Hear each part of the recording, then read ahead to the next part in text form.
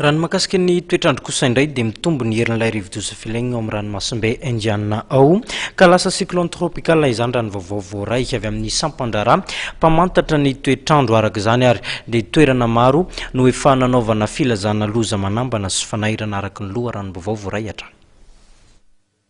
Tamin'ny 3 arivo dia tany amin'ny 500 kilometatra atsinanan'ny morontsiraka avaratra atsinanan'ny nosy no nisy ny foben'ilay rivo-doza filaigna araka ny voalazan'ny sampandrara mpamantatra ny toetrandro etsy Ampasapito.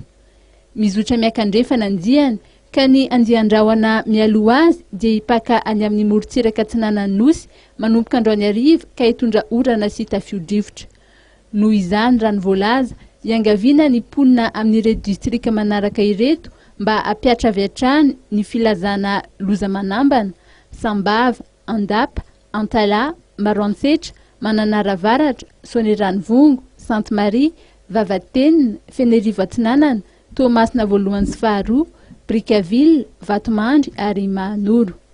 Filazana fanairana kosa ho an'ny Antsiranana voalohany sy faharoa, Vohimara, Antanambao Manampotsy, Marolambo, Bealalana, Befandrinavaratra, Mandritsara, Andilamena, Amparafaravola, Ambadodrazaka, Moramanga ary Anosy-Beanala.